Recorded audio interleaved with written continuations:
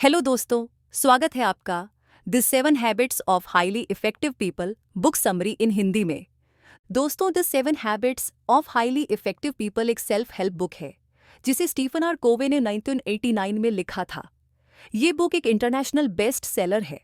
इस बुक में ऑथर ने ऐसी 7 आदतों के बारे में बताया है जो पर्सनल और प्रोफेशनल ग्रोथ के लिए बहुत ही आवश्यक हैं। पर्सनल ग्रोथ की अगर बात की जाए तो बुक हमें सेल्फ अवेयर रिस्पॉन्सिबल बनने और अपनी प्रोडक्टिविटी को बेहतर बनाने में मददगार है। वहीं प्रोफेशनल क्षेत्र में ये हमें बेहतर रिश्ते बनाने, प्रॉब्लम्स के इफेक्टिव सॉल्यूशंस ढूंढने में हमारी मदद करती है।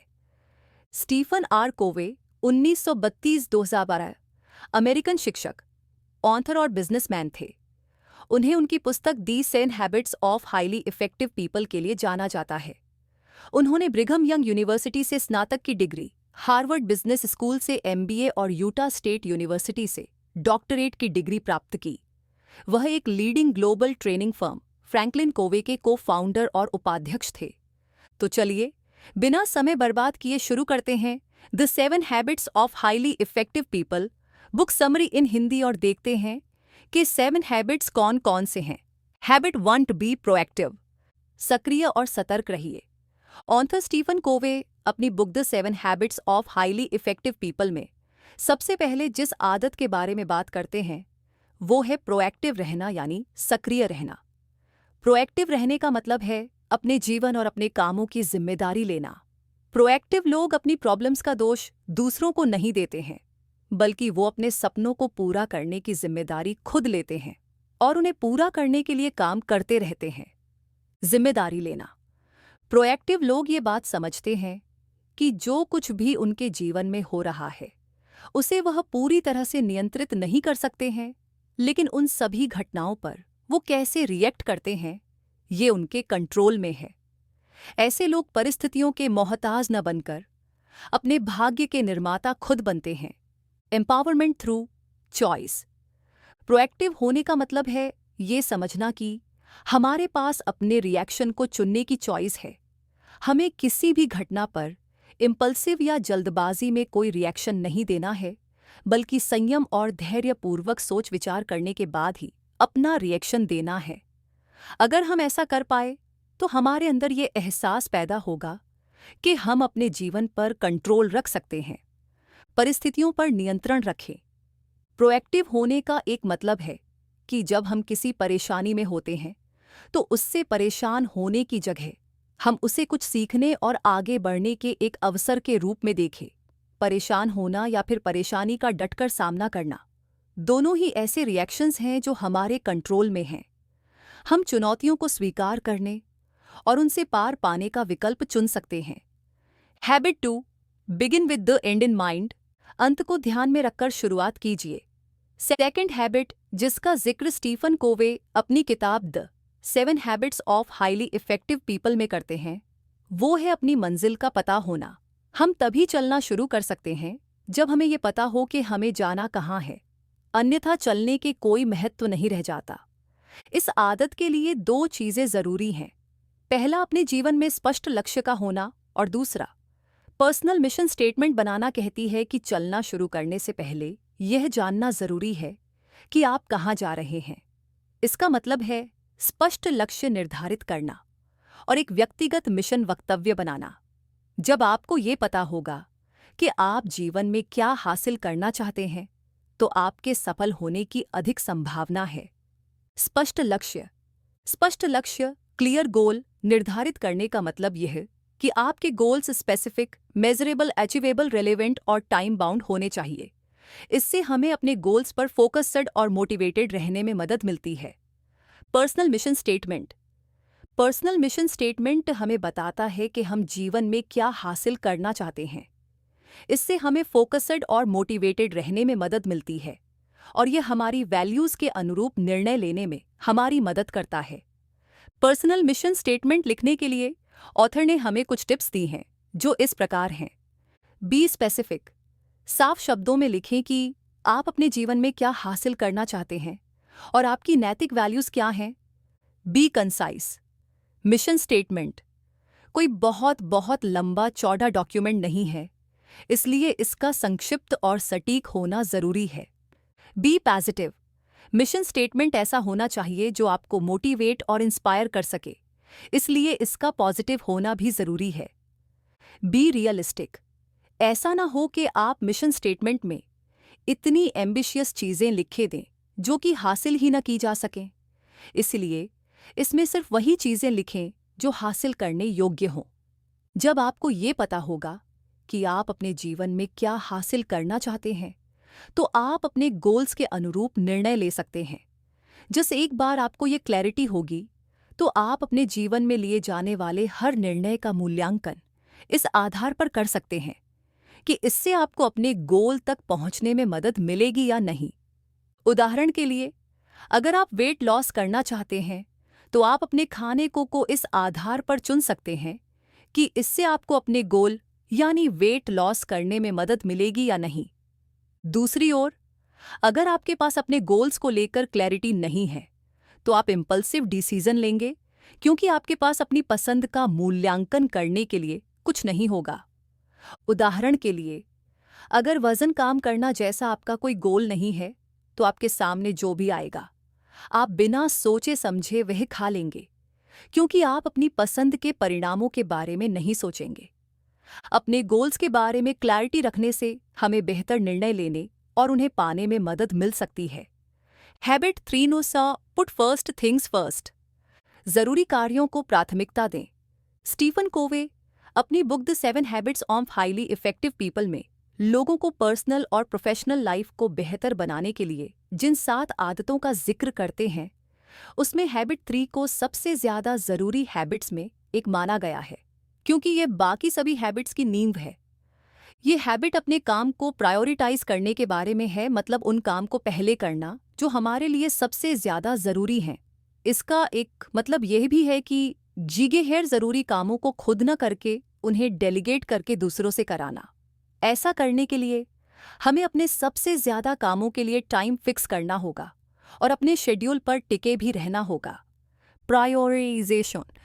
प्रायोरिटाइजेशन या प्राथमिकता सेट करना एक ऐसा प्रोसेस है जिसमें यह तय किया जाता है कि कौन सा काम सबसे ज्यादा जरूरी है और उस काम को सबसे पहले किया जाता है। अगर आपको गोल की समझ होती है, तो आप अपने काम को आसानी से प्रायोरिटाइज कर सकते हैं, क्योंकि आपको पता होता है कि आप किस दिशा में काम कर रहे हैं। टाल मटोल दूर कैसे करें। उदाहरण के लिए, अगर आप वजन कम करना चाहते हैं, तो आप हेल्दी फूड और एक्सरसाइज को प्राथमिकता दे सकते हैं। चीजों को प्रायोरिटाइज करने से न सिर्फ मोटिवेटेड रहने में मदद मिलती है, बल्कि अपने गोल तक भी जल्दी पहुंचा जा सकता है।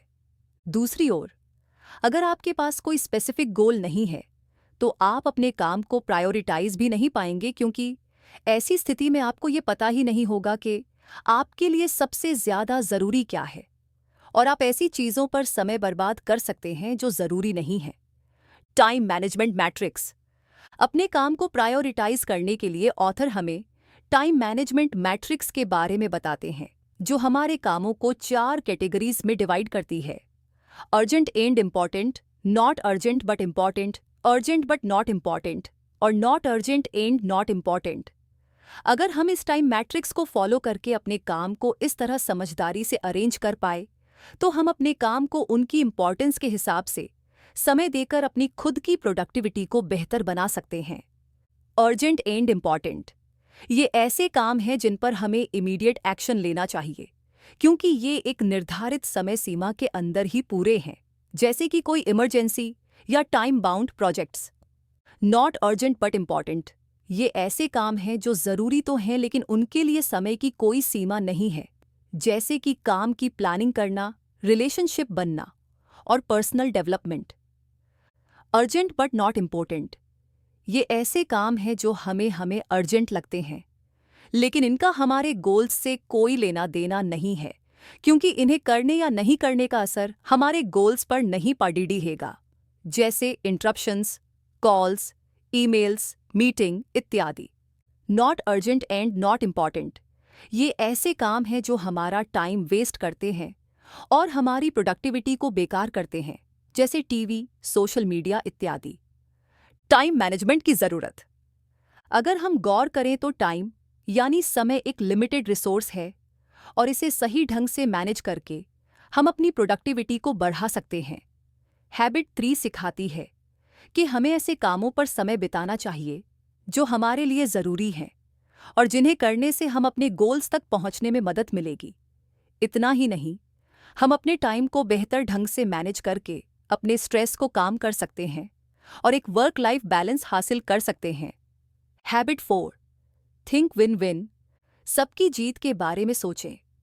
बुक में दी गई 4th हैबिट है विन विन सोचना। विन विन का मतलब है ऐसे सॉल्यूशंस ढूंढना जो इसमें शामिल सभी लोगों के लिए फायदेमंद हों। विन विन तभी सोचा जा सकता है जब हम दूसरों के साथ समझौता करने और सहयोग करने के लिए तैयार हों। असल में विन विन सोचना एक माइंडसेट है जिसका मकसद है सभी लोगों के लिए पॉजिटिव रिजल्ट्स के बारे में सोचना। यह हैबिट रिश्तों को मजबूत बनाने में सहायक हो सकती है। विन विन का उलट है विन लूज सोचना, जिसमें एक व्यक्ति जीतता है और दूसरा व्यक्ति हारता है। यह मानसिकता संघर्ष और आक्रोश पैदा कर सकती है। विन विन माइंडसेट वाले लोग मानते हैं कि जीतने के लिए कंपटीशन की जरूरत नहीं है और बिना कंपीट किए भी जीता जा सकता है। ऐसे सॉल्यूशंस ढूंढकर जिनसे सभी को लाभ हो, हम एक कोऑपरेटिव और प्रोडक्टिव वातावरण बना सकते हैं। कोलैबोरेशन, सहयोगों का महत्व।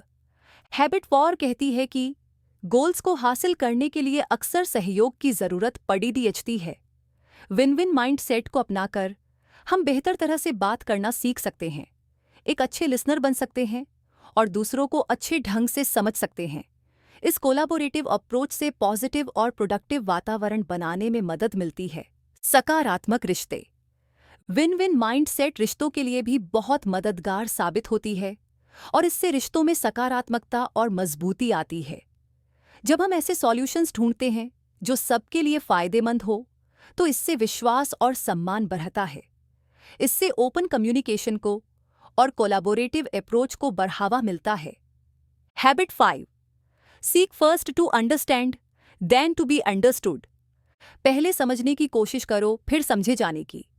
हैबिट 5 कहती है कि हमें बिना जजमेंटल हुए और अपने बाइसेस को किनारे रखकर दूसरों की बात को सुनना और समझना चाहिए और उनके पॉइंट ऑफ व्यू को समझने की कोशिश करनी चाहिए। अगर हम दूसरों की बात को सहानुभूतिपूर्वक सुने और उनकी फीलिंग्स और व्यू पॉइंट को समझने की कोशिश करें, तो ये एक बहुत ही अच्छी कम्युनिकेशन तकनीक के रूप में काम करता है। इतना ही नहीं, दूसरों की बात सुनकर हम उन्हें ये एहसास दिला सकते हैं कि हमें उनकी परवाह है। हम ये जानना चाहते हैं कि वे क्या कहना चाहते हैं और हम चीज़ों को उनके नज़रिए से देखने की कोशिश कर रहे हैं। दूसरों को समझकर हम बेहतर रिश्ते बना सकते हैं, कॉन्फ्लिक्ट्स को सुलझा सकते हैं और बेहतर निर्णय ले सकते हैं। जब हम दूसरों को समझने की कोशिश करते हैं, तो हम चीज़ों को उनके दृष्टिकोण से देखने और ऐसे समाधान ढूंढ सकते हैं जो इसमें शामिल सभी लोगों के लिए काम करते हैं। सुनने के कौशल को बेहतर बनाने और हैबिट 5 की प्रैक्टिस करने के लिए कुछ उपयोगी टिप्स इस प्रकार हैं। अपना पूरा ध्यान दें। किसी से बात करते समय अपना पूरा ध्यान उनकी तरफ दें और ऐसी चीज़ें जो आपका ध्यान भटका सकती हैं, उन्हें दूर रखें, जैसे कि फ़ोन आदि। जब दूसरा व्यक्ति बात कर रहा हो, तो उनकी आंखों में आंखें डालकर उनकी बात को सुनें। नॉन वर्बल क्यूज जैसे सिर हिलाना और आंखों का संपर्क बनाए रखें। जब आप बात सुनते समय बीच बीच में अपना सर हिलाते हैं और आई कांटेक्ट बनाए रखते हैं, तो बोलने वाले व्यक्ति को पता चलता है कि आप सुन रहे हैं और वे जो कह रहे हैं आप उसमें रुचि रखते हैं। बीच में न बोलें। बीच में बोलने से लगता है कि आप उनकी बात सुनने में इंटरेस्टेड नहीं हैं और जो वो कहना चाहते हैं उसमें आपकी कोई दिलचस्पी नहीं है। ओपन एंडेड प्रश्न पूछें। आपके मन में जो सवाल आए उन्हें पूछने से न हिचकिचाएं, क्योंकि ऐसा करने से उनके परिप्रेक्ष्य को बेहतर ढंग से समझने में मदद मिलेगी। हैबिट 6, सिनर्जाइज, तालमेल बनाइए। हैबिट 6 टीम वर्क और कोलैबोरेशन की पावर में बात करती है।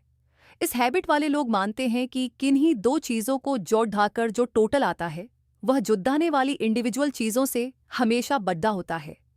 इसका मतलब ये है कि जब लोग एक साथ अपने आइडियाज शेयर करके काम करते हैं तो इस टीम वर्क से बनी हुई चीज उससे बेहतर होगी जो वो इंडिविजुअली बनाते।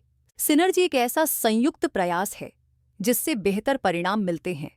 तालमेल का फायदा यह है कि जब लोग एक साथ मिलकर काम करते हैं तो वे अपने दम पर जितना हासिल कर सकते थे उससे कहीं अधिक हासिल कर सकते हैं। सिनर्जी को समझना।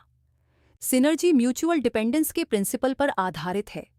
इसका मतलब है कि सफलता तभी संभव है जब उसके लिए हर एक व्यक्ति योगदान दे। जब लोग सिनर्जिस्टिक तरीके से एक साथ काम करते हैं तो वे अपने दम पर जितना हासिल कर सकते थे उससे कहीं अधिक हासिल कर सकते हैं। सिनर्जी के कुछ फायदे इस प्रकार हैं। क्रिएटिविटी और इनोवेशन।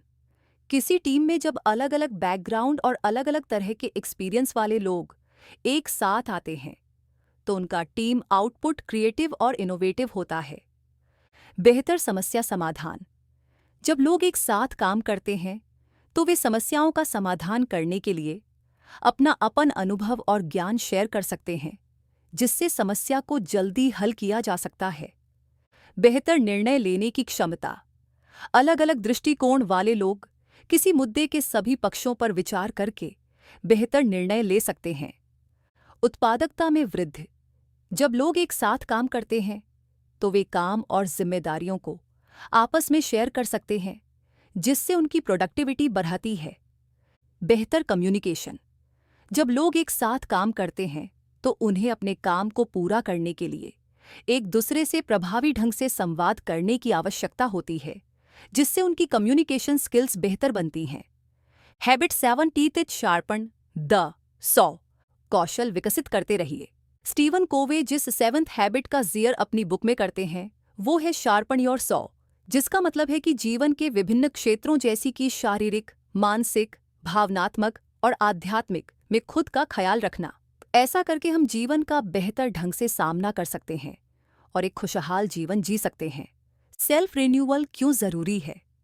हमारे शरीर, मन, भावनाओं इत्यादि को सही ढंग से काम करने के लिए समय समय पर रिन्यूअल की जरूरत पड़ जाती है और जब हम इन चीजों को अनदेखा करके लगातार काम करते रहते हैं तो हम थकान, तनाव, चिंता और अवसाद का अनुभव कर सकते हैं। इसका सीधा असर हमारे काम और हमारी प्रोडक्टिविटी पर पड़ता है।